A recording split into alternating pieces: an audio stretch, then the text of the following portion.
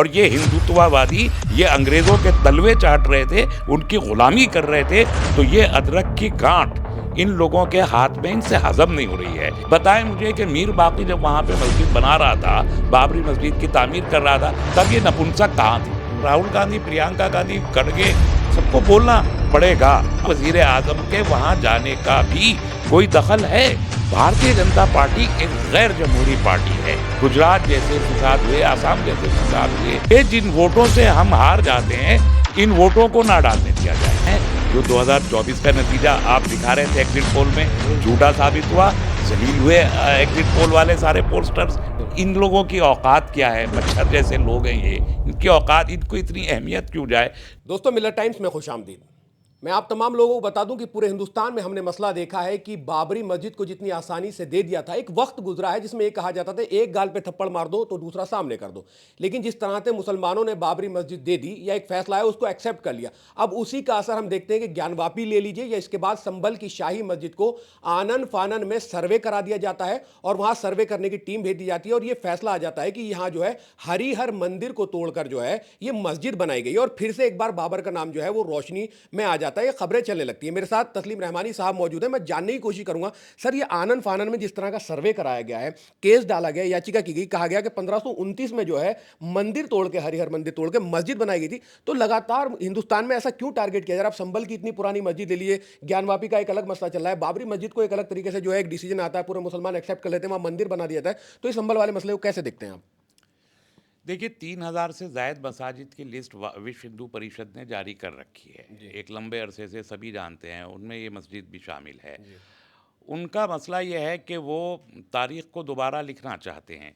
ये हिंदुत्व के लोग, और मैं बार बार हमेशा कहता हूँ, हिंदुत्व को सनातन धर्मियों से, आम सनातन धर्मियों से हिंदुत्ववादियों को अलग रखना चाहिए। हिंदुत्ववादी वो लोग होते हैं जो एक सियासी नज़रिए पे कारबंद होते हैं, यानी संघ परिवार के लोग। वो चाहे बीजेपी हो, चाहे बजरंग दल हो, चाहे विश्व हिंदू परिषद हो, हिंदू सेना हो, दुर्गा वाहिनी हो, आरएसएस, ये सारे एक ही ग्रुप है। जी। ये परवरदा लोग हैं। ये तकरीबन चंद, बहुत बड़ी तादाद इनकी नहीं है, जी। लेकिन ये शरीर बहुत हैं, बोलते बहुत हैं और हथियार उड़ाते हैं, वायलेंट बहुत हैं, इसलिए ये दिखाई देते हैं। आम सनातन धर्म पे अमल करने वाला आदमी, ऐसा सनातनी ऐसा नहीं होता। एक बात। दूसरे, इनको ये शर्मिंदा हैं, अपने आप से शर्मिंदा हैं, अपनी तारीख से शर्मिंदा हैं। इनको ये लगता है कि हिंदुस्तान, भारत में जो भी आसार मुसलमानों के और इस्लाम के दिखाई देते हैं, जिस सूरत में भी हैं, उन सबको डेमोलिश कर दिया जाना चाहिए। चाहे वो मस्जिदें हों, वो मज़ार हों, इमाम बाड़े हों, तारीख़ी इमारतें हों, चाहे वो लाल किला हो या जामा मस्जिद हो या ताजमहल हो या कुतुब मीनार हो, वो सबको देख के उन्हें अपने ये एहसास होता है कि हम एक ज़माने में यहाँ इनके ग़ुलाम रहे हैं। तो ये जो ग़ुलामी का एहसास, ये एहसास नदामत, ये अपने आप से शर्मिंदा होने वाला एहसास, ये कमज़र्फ़ बना देता है इंसान को, जब उसके पास थोड़ा सा भी ताकत आ जाता है। इस इक़्तिदार को कहते हैं बद्दर के हाथ में अदरक की गांठ। अच्छा। तो ये अदरक की गांठ इन लोगों के हाथ में इनसे हज़म नहीं हो रही है। इसलिए सोच रहे हैं कि पूरी जो 800 साल की मुस्लिम और इस्लामी तारीख़ है, उसको खुरच के मिटा के और फिर ये कहें कि देखो जी, अब हम सनातनी हैं और हम, ये कैसे मुमकिन है? ये नामुमकिन है।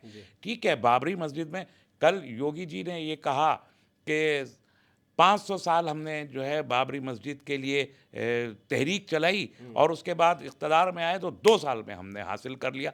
ये बात तकरीर करने की हद तक अच्छी हो सकती है। मैं पूछता हूँ, योगी जी बता दें मुझे कि 500 साल की तहरीक में उन्होंने कब-कब, कौन-कौन से स्टेप लिए थे? उनके आबाओ अजदाद ने, उनके पूर्वजों ने 500 साल की तहरीक में कौन-कौन से स्टेप लिए थे? बताएं मुझे कि मीर बाकी जब वहाँ पे मस्जिद बना रहा था, बाबरी मस्जिद की तामीर कर रहा था, तब ये नपुंसक कहाँ थे? कहाँ थे सारे के सारे लोग? योगी जी कहाँ थे? इनके पूर्वज उस वक्त कहाँ थे जब मीर बाकी बना रहा था? कौन सी फौज थी जिसने मीर बाकी का मुकाबला किया हो और उसको मंदिर शहीद करने से रोका हो और मस्जिद बनाने से रोका हो? किसने रोका था बताएं योगी जी? उसके 100 साल के अंदर कौन गया था वहां रोकने के लिए? बताएं योगी जी।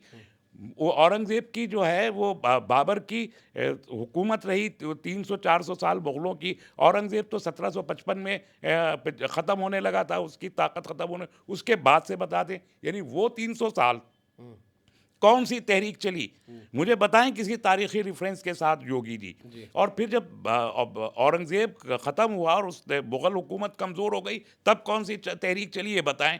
नहीं बता सकते। ये कौन सी तारीख बता सकते हैं? जब अंग्रेज़ आ गए थे यहाँ पर और ये लोग अंग्रेज़ों की ग़ुलामी कर रहे थे।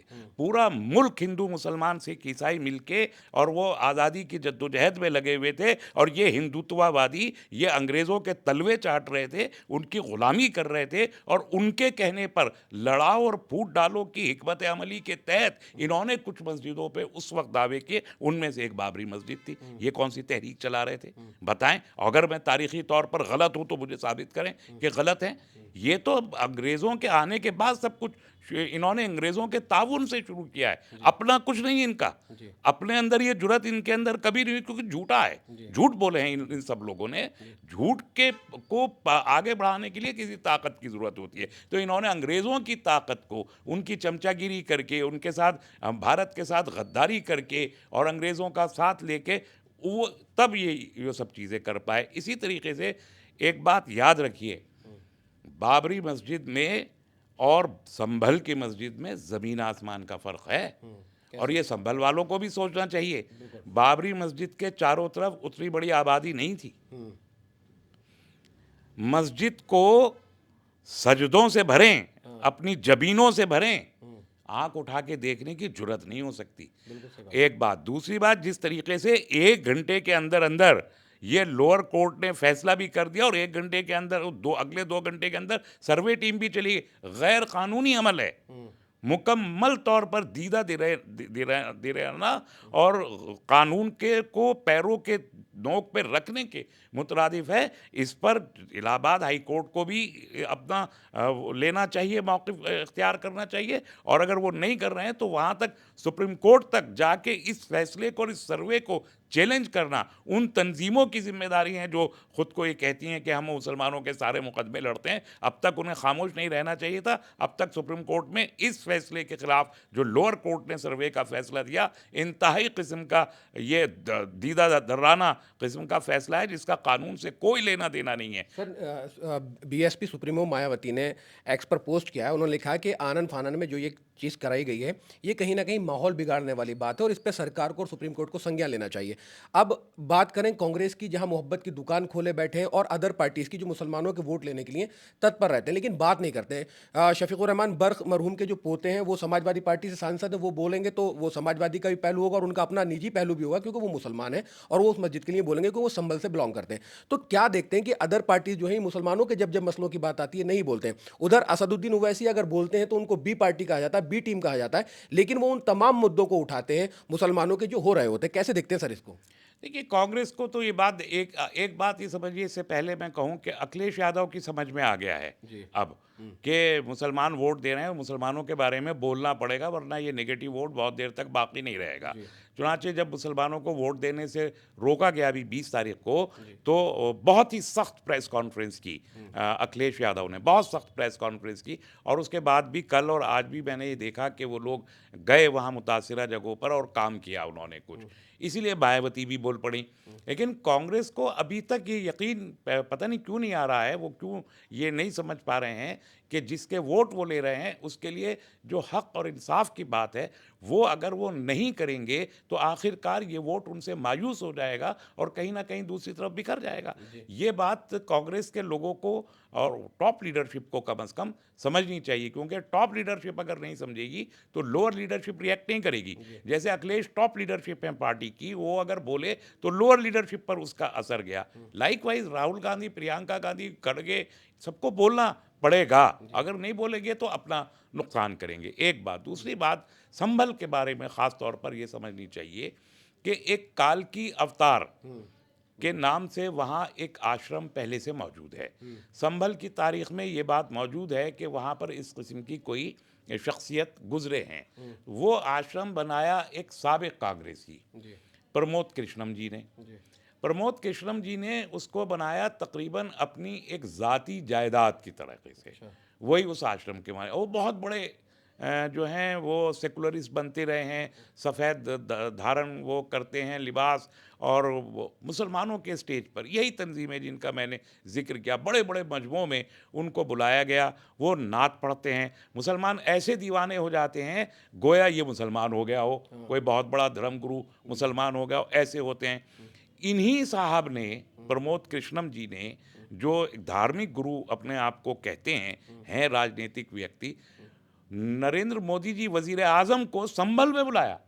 संभल जैसे छोटे से जिले में कालकी धाम अवतार के नाम पर मोदी जी को बुलाया भी चंद महीने पहले, और मोदी जी गए और वहाँ बड़ी बहुत बड़े एक फाइनेंस का वो अनाउंस करके आए कि वो आश्रम को बनाने के लिए इतने पैसे देंगे। अब सवाल ये पैदा होता है कि अगर कालकी धाम वहाँ है जहाँ प्रमोद कृष्णम बैठे हैं, तो ये जामा मस्जिद पे कौन लोग हैं? इनका भी दावा यह है कि काल के अवतार का जन्म यहाँ हुआ था, या उनका कोई ये कोई स्थली थी। तो ये, और वजीर आजम का वहाँ जाना खुद इस बात का अपने अपने आप में एक वो बन जाता है कि अगर वजीर आजम रिकॉग्नाइज कर रहे हैं, तो जो लोअर जुडिशरी है या जो वहाँ पर लोअर एडमिनिस्ट्रेशन है, वो तो बिल्कुल ही दीवाना हो जाता है कि साहब वजीर आजम इस इशू पे आए थे तो हम चलेंगे। तो क्या कनेक्शन है इस बात का कि प्रमोद कृष्णम ने वजीर आजम को वहाँ बुलाया, और उसके फ़ौरन बाद जो है कुछ ही मतलब चंद महीने के अंदर एक पिटीशन एक विष्णु जैन ने डाली, और चंद घंटों में पिटीशन से लेके फैसले तक और सर्वे रिपोर्ट तक सब कुछ हो गया। तो क्या इसमें वजीर आजम के वहाँ जाने का भी कोई दखल है? ये एक बड़ा अहम सवाल है, और इसके लिए मुस्लिम तंजीमों को सिर्फ अखबार में बयान नहीं देना चाहिए, बल्कि वो अदालत में उनको जाके खड़ा होना पड़ेगा। जी सर, हमने देखा है कि इलेक्शन कमीशन पर लगातार इल्ज़ाम लगता है। अभी आपने बहुत सारी वीडियो देखी होंगी कि एक एसएचओ हैं, वो पिस्टल तान देते हैं वोटर्स पे। मुसलमान जितने भी वोट करने आ रहे थे इस चुनाव में, उनको रोका जाता है, उनकी आईडी चेक होती है, बुरखा चेक होता है, और वैलिड वोट होने के बावजूद भी नहीं डाला जाता। बहुत सारे पत्रकारों के साथ भी, न्यूज़ 24 और अदर जो पत्रकार थे, उनके साथ तक धक्का मुक्की की गई है, एक अलग ही तरह की गुंडागर्दी थी। तो ये जो एक चुनाव हुआ है, इसको रद्द करने की समाजवादी पार्टी ने जो है अपील की, इसको कैसे देखते हैं सर? देखिए, ये पहला चुनाव नहीं है। समाजवादी पार्टी को रिएक्ट करना चाहिए था जब रामपुर में इलेक्शन हो रहा था, और इससे इसी अंदाज से लाठियां मार मार के मुस्लिम इलाकों में कर्फ्यू लगा के मुस्लिम वोटर्स को रोका गया था। 2 साल पहले ये जो जो बाई इलेक्शन हुआ था, उसमें 37% से भी कम पोलिंग हुआ था, तभी हो गया था। उसके बाद कई वाकयात हुए।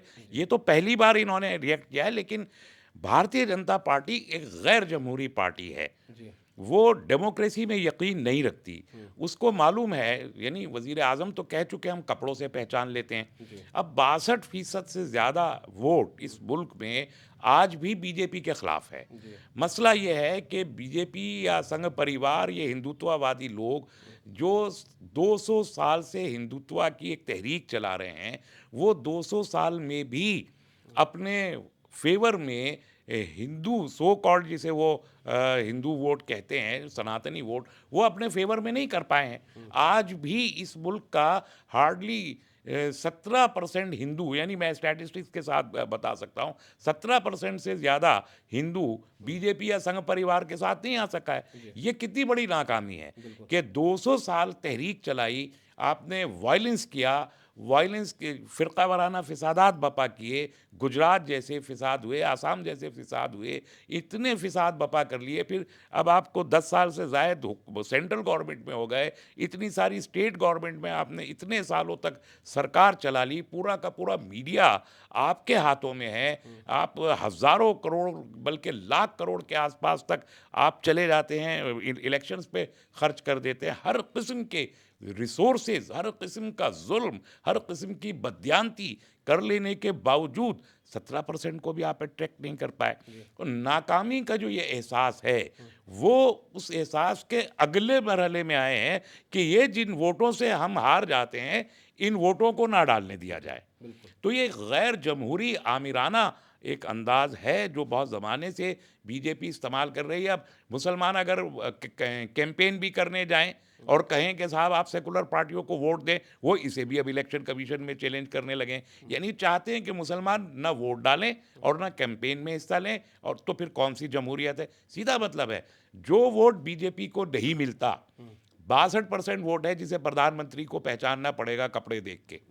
62% वोटर को आज प्रधानमंत्री को कपड़े देख के पहचान, और उसमें दलित भी है, उसमें ओबीसी भी हैं, उसमें ट्राइबल्स भी हैं, उसमें माइनॉरिटीज़ भी हैं। ये सारे एंटी बीजेपी वोट हैं। आप किस किस को पहचानेंगे? तो आप पर्टिकुलर उन बूथ्स को टारगेट करते हैं जिस पे नॉन बीजेपी वोट है, और वो नॉन बीजेपी वोट हिंदू भी है, मुसलमान भी है, सिख ईसाई सारे वो हैं, वो नॉन बीजेपी। उन बूथ्स को टारगेट करके आप वहाँ पर पुलिस का बंदोबस्त बढ़ा देते हैं, और उसके बाद वहाँ पर आप जुल्म करके आप यानी हद है, रिवॉल्वर तान के एसएचओ एक खड़ा हो जाए। ये कौन सा कानून है, कौन सी रूल बुक में लिखा है? I don't understand. तो अब मेरा ख्याल है कि इस पे शोर बचा है।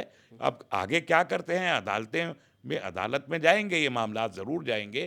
कल 23 तारीख को रिजल्ट आएगा, उसके बाद मामला अदालत में जाएंगे। लेकिन मैं समझता हूँ ये सब कुछ करने के बावजूद भी 2024 में इन्होंने देख लिया वो जो शिकस्त है, जिसका ये नाम नहीं लेते, लेकिन जानते हैं और महसूस करते हैं कि हम 2024 हार गए हैं। भाई हारे हुए हैं ना, एब्सोल्यूट मेजॉरिटी तो है नहीं ना, 240 सीटें इतना आपके कुछ पास करने के हैं। बाद हारे इतना करने के बाद आप 240 सीट पे आप राम आपको नहीं, मंदिर बना के अयोध्या हार जाना, एवरी एफर्ट, वो सबसे बड़ी हार है इनकी। सबसे बड़ी, और उस हार की खींच है ये, हाँ, जो अब ये यहाँ निकाल रहे हैं। कितने दिन निकाल लेंगे? पीछे बहुत सारी नाकामियां इनके दामन में भरी पड़ी हैं। एक मजीद नाकामी है, आप देखिएगा। मुझे तो उम्मीद है कि जो कुछ इन्होंने किया है, 23 तारीख का जो नतीजा है इन्हीं बाई इलेक्शंस का, वो इनको बता देगा ये इसमें भी नाकाम हुए हैं। सर अब महाराष्ट्र के जो चुनाव हुआ है, झारखंड का जो चुनाव, उसका भी रिजल्ट आने वाला है, क्या कहना चाहेंगे, महायुति या फिर महाविकास अघाड़ी? देखिए, इसमें जो सबसे दिलचस्प बात मुझे लगी वो ये कि जो एग्जिट पोल्स आए, जी, उन एग्जिट पोल्स ने हाथ खड़े कर दिए। बिल्कुल सर, ये तो बात है, बिल्कुल बिल्कुल। तो झारखंड के बारे में उन्होंने कहा साहब 20 सीटों पे हम कुछ नहीं कह सकते। अब 81 में से 20 में आप कुछ नहीं कह रहे, 61 के बारे में आपको पता है। सेम वे आप 288 महाराष्ट्र की सीटों पे कह रहे हैं, 66 सीटों पे हम कुछ नहीं कह सकते। सी मार्क का जो अभी आया कि 66 सीटों पे हम कुछ नहीं कह सकते, और एक ग्रुप को जो है वो महायुति को 112 मिल जाएंगी, और 104 105 सीटें जो है वो महागठबंधन को मिल जाएंगी, और 61 पे कुछ कह नहीं सकते, और 12 जो हैं वो अदर्स हैं। तो इसका मतलब ये कि आप एग्जिट पोल से देने में नाकाम हो गए हैं, आप डर गए हैं। जो 2024 का नतीजा आप दिखा रहे थे एग्जिट पोल में, झूठा साबित हुआ। जलील हुए एग्जिट पोल वाले सारे पोलस्टर्स। टेलीविजन पे मुंह दर मुंह गाली पड़ी, टेलीविजन पे अपोजिशन ने नाम ले लेके गालियां दी, मुंह भर भर के कोसा। अनएक्सपेक्टेड रिजल्ट आ गया ना। बिल्कुल, और उसके बाद जो रिजल्ट आए वो भी अनएक्सपेक्टेड आए कई असेंबलीज के। तो अब ये इतने कॉशियस हो गए हैं कि एक तरीके से एग्जिट पोलस्टर्स ने अपनी शिकस्त तस्लीम कर ली है। सिर्फ अब एक रस्मी कार्रवाई वो कर रहे हैं, और वो कह रहे साहब या तो हंग होगी या हम कह नहीं सकते। तो एक तो ये हुआ। दूसरी बात ये कि इन दोनों जगहों पर आरएसएस का जमीनी कैडर गया है। ये बड़ी रिमार्केबल बात है। देखिए, हरियाणा में जीत जो है वो आरएसएस कैडर के काम से हुई, जो गांव में गया। 30,000 कॉर्नर मीटिंग्स आरएसएस ने महाराष्ट्र में की हैं। 30,000 मामूली बात नहीं है कि 15 दिन में 30,000 कॉर्नर मीटिंग्स करी। ये ताकत किसी पॉलिटिकल पार्टी में इस मुल्क के अंदर नहीं है बीजेपी के अलावा, और इससे सबक सीखना चाहिए। यानी पॉलिटिकल पार्टीज को भी, और जो मुस्लिम ऑर्गेनाइजेशन या और सोशल ऑर्गेनाइजेशन के नेटवर्क मुल्क में ग्रास रूट पे कितना मजबूत करना चाहिए और कैसे करना चाहिए। वो 30,000 में 2-2 4-4 लोगों की कॉर्नर मीटिंग भी है, 20-20 50-50 लोगों की भी है। वो 30,000 करी। अब उसका जो नतीजा मुझे ये लगता है कि महाराष्ट्र हंग असेंबली की तरफ बढ़ रहा है। बीजेपी ने अपने पार्टी के ऑफिशियल कैंडिडेट के बाहर भी कैंडिडेट खड़े किए हैं, और डिस्टर्ब करने की कोशिश की है वोटिंग पैटर्न को मुख्तलिफ जगहों से। 20-20 25-25 उम्मीदवार एक एक सीट पे खड़े हुए हैं। उसके नतीजे में गालिबन हंग असेंबली महाराष्ट्र में हो, और झारखंड में एब्सोल्यूट जेएमएम और की लगने के मुझे आसार हैं कि कांग्रेस का जो जेएमएम का गठबंधन है इंडिया अलायंस का, वो झारखंड में मेजॉरिटी में आ जाएगा। महाराष्ट्र में मुमकिना तौर पर ये एक हंग असेंबली हो। हाँ, मतलब कांटे की टक्कर है। सर एक लास्ट सवाल और पूछना चाहूँगा, क्योंकि हमने देखा है कि हुज़ूर अकरम सल्लल्लाहु अलैहि वसल्लम की शान में बहुत गुस्ताखियाँ की गई हैं, तो उसी को लेकर 24 तारीख में मौलाना तौक़ीर रज़ा साहब ने जो एक कॉल दी है और उन्होंने मुसलमानों को जो है इकट्ठा होने के लिए कहा, उन लोगों के खिलाफ एक धरना प्रदर्शन करने के लिए। लेकिन उधर यति नरसिंहानंद ने क्या कहा है कि मैं वहाँ हनुमान चालीसा आकर बैठ के पढ़ूंगा। तो इसका क्या असर हो सकता है रामलीला मैदान में? सर प्रशासन को सतर्क हो जाना चाहिए कि कुछ गड़बड़ी हो सकती है, क्योंकि गुस्ताखों के खिलाफ वहाँ लोग इकट्ठा हो रहे हैं और फिर एक अगर गुस्ताख वहीं आके हनुमान चालीसा पढ़ता है तो इसका क्या असर हो सकता है? देखिए, मेरा ख़्याल मुख्तलिफ है। जी। नबी करीम सल्लल्लाहु अलैहि वसल्लम की गुस्ताखी शान में गुस्ताखी करने की किसी में हिम्मत नहीं है। जो जलील लोग इस किस्म की बकवास करते हैं, ज़हनी और जिस्मानी मरीज़ किस्म के लोग इस किस्म की बकवास करते हैं, इतनी औकात नहीं है कि वो रहमत दो आलम की शान में गुस्ताखी की जुर्रत और हिम्मत। और ना मैं उन जलील और कमीन लोगों को इस लायक समझता हूँ कि उनके नाम लूँ या उनका जिक्र भी करूँ। लेकिन उस नाम पर क्या हमारे किसी इजलास के करने से शान रिसालत माप दोबाला होगी? नो, वो है, वो रहेगी। बिल्कुल हमेशा देखिए, उसके लिए मैं या कोई भी खड़े हो के कोई कोशिश करे, इसकी भी ज़रूरत नहीं है। अल्लाह ने उसका इंतज़ाम कर रखा है ना? अल्लाह ने कर रखा है। कोई मुसलमान चाहे जितना कमज़ोर ईमान वाला हो, बदआमाल हो, बदअक़ीदा हो, जो भी आप उसको कहें, लेकिन उसके बारे में उसको भी आप देखते हैं, नबी करीम सल्लल्लाहु अलैहि वसल्लम का नामी जब आता है, वो भी पुकारता है सल्लल्लाहु अलैहि वसल्लम, है ना? ये कुरान ने इंतज़ाम किया। नमाज और अज़ान पूरे दुनिया में एक जगह से शुरू होती है, एक फजर की अज़ान, तो जब दुनिया के आखिरी कोने पे वो अज़ान ख़त्म होने वाली होती है तो पहले कोने पे ज़ोहर की अज़ान का वक्त हो जाता है। 24 घंटे इसी उसके बाद नमाज, उसमें भी दरूद है, नमाज में भी दरूद है। कौन सा लम्हा इस दुनिया में, इस कायनात में ऐसा गुज़रता है जब नबी करीम सल्लल्लाहु अलैहि वसल्लम के नामी की शान में सलाम ना पेश किया जाता हो? कौन सा लम्हा गुज़रता है? 1500 साल से चल रहा है ये सिलसिला, क़यामत तक रहेगा ये सिलसिला। कौन माई का लाल है, कौन जो रोक सकता है? कौन हलाकू, कौन चंगेज़ खां है जो वो ना रोक सके? इन लोगों की औकात क्या है? मच्छर जैसे लोग हैं ये, इनकी औकात, इनको इतनी अहमियत क्यों जाए? तो मैं नहीं समझता कि शान रिसालत और नामूस रिसालत के नाम पर जलसे जुलूस करने की हमें कोई ज़रूरत है। हमको, हमारी ज़रूरत यह है कि हम उस पैगाम को जिसे हम मानते हैं, जिसका हम एतराफ़ करते हैं, उस पर अमल करें, लोगों तक पहुंचे, उसको खुद पहले तो खुद अमल कर अमल लें करें फिर कि जो काम नबी करीम सल्लल्लाहु अलैहि वसल्लम ने हमसे करने का हमें हुक्म दिया है, हम वो करें, और जो करने से उन्होंने रोका है उससे हम रुकें। ये है मुसलमान के लिए शान रिसालत और नामूस रिसालत की असल तदबीर। अगर हम ये नहीं कर रहे तो ज़बानी जमा खर्च से कोई फ़ायदा नहीं है इस किस्म की चीज़ें करने से। इसीलिए मैंने कहा, मस्जिदों पे जितने हमले ये लोग करने की कोशिश कर रहे हैं, एक ही है, हम 20 करोड़ लोग हैं, कुल मिला के 4 लाख, हमारे पास तो मस्जिदें कम है ना। जितनी हमें मस्जिदें चाहिए इस मुल्क में अभी तक भी नहीं है। अगर सारे तो नमाज़ी अगर हम नमाज़ सब पढ़ने लोग लगे, 5 वक्ता नमाज मस्जिद में अदा करने लगें, हाँ, तो और मस्जिदें बनानी पड़ जाएंगी। तो मस्जिद की ज़रूरत पैदा हो जाएगी। और ये जो हमला करने वाले लोग हैं, ये इतने कमज़ोर लोग हैं कि वो तादाद को देख के दहल जाएंगे। बिल्कुल। भाई, आप अगर 15,000 आदमी एक मस्जिद में एक इकट्ठे हो रहे हैं एक जुमे को, तो अगर 5 वक्ता नमाज में आप जाएं तो 15,000 नहीं होंगे लोग, इधर उधर अपने कामों से मुख्तलिफ, तो 5,000 तो होंगे। अगर एक वक्त की नमाज में 1,000, 2,000, 5,000 आदमी एक मस्जिद में इकट्ठा हो रहा है, इसे आप छोटी बात समझते हैं? तो मुसलमानों को चाहिए कि वो सब के सब जो ज़रा भी इस्लाम पर वो रखते हैं, यकीन रखते हैं, ईमान रखते हैं, ख़ुद को मुसलमान कहते हैं, आज के हालात से मुस्तरिब हैं, परेशान हैं, समझते हैं कि हमें जलील किया जा रहा है, हमें मार्जिनलाइज किया जा रहा है, उन सब के लिए सबसे बड़ी तदबीर ये है कि 5 वक्ता नमाज के लिए वो मस्जिद में जाना शुरू कर दें। आधे से ज़्यादा मसला आपका हल हो जाएगा। बहुत बहुत शुक्रिया सर, हमसे बात करने की काफ़ी तफसीली गुफ्तगू हुई है, हर उस इशू को लेकर गुफ्तगू हुई है, चाहे फिर वो संभल की मस्जिद हो, इलेक्शन में क्या कुछ हुआ है, महाराष्ट्र के इलेक्शन को लेकर बात हुई है, जो एक 24 तारीख में कॉल दी गई, मौलाना तौक़ीर रज़ा ने कॉल दिया, उसको भी लेकर बात हुई है। बहुत तफसीली गुफ्तगू थी और आप तमाम लोगों तक जो जवाब दिए गए हैं वो आप तमाम लोगों ने सुन लिए। कैमरा पर्सन शमीम के साथ मैं मज़हर खान, मिल्लत टाइम्स के लिए, दिल्ली। मिल्लत टाइम्स को जारी रखने और मजबूत बनाने के लिए हमारी आर्थिक सहायता कीजिए। ये एक आजाद मीडिया हाउस और कमजोरों की आवाज है। आप हमें देखें, सुने, पढ़ें और हर महीने ज्यादा नहीं, सिर्फ 100 रुपए से मदद करें। डिटेल्स डिस्क्रिप्शन में मौजूद हैं।